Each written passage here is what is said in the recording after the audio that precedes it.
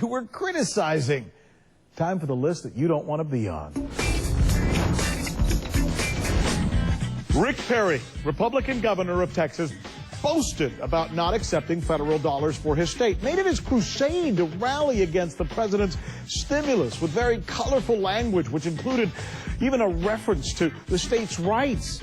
He even hinted his state might reserve the right to secede from the Union, for which he got tons of press, becoming a darling of the Tea Party movement.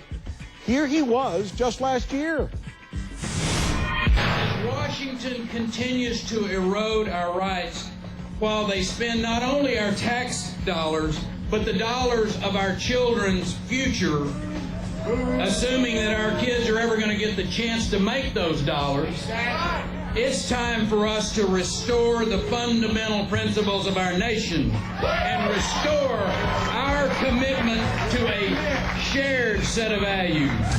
There you go. In fact, Perry is even writing a book. It's entitled Fed Up, just in time for the midterm election season, about the dangers of big government. And this past April, he bragged at a Tea Party rally about turning down those stimulus dollars.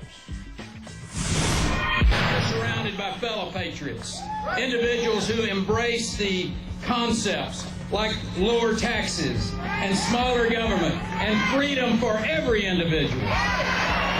I'm talking about states' rights. States' rights. States' rights.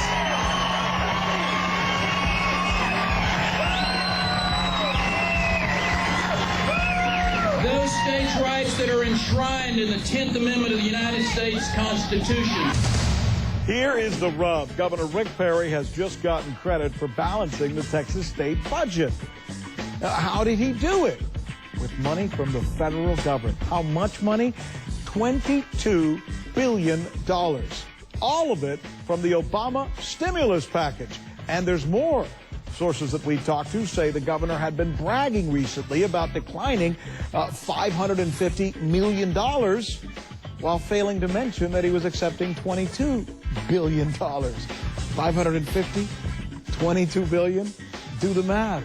And there's still more. Sources say lobbyists for the state of Texas were at the front door, right at the front of the line in Washington, asking for funds for the state while the governor was decrying those very same funds.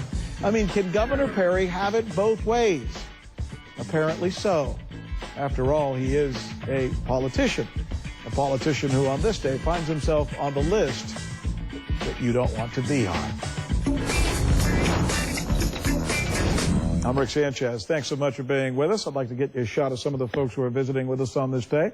My thanks to those of you who are here for visiting with us. As you do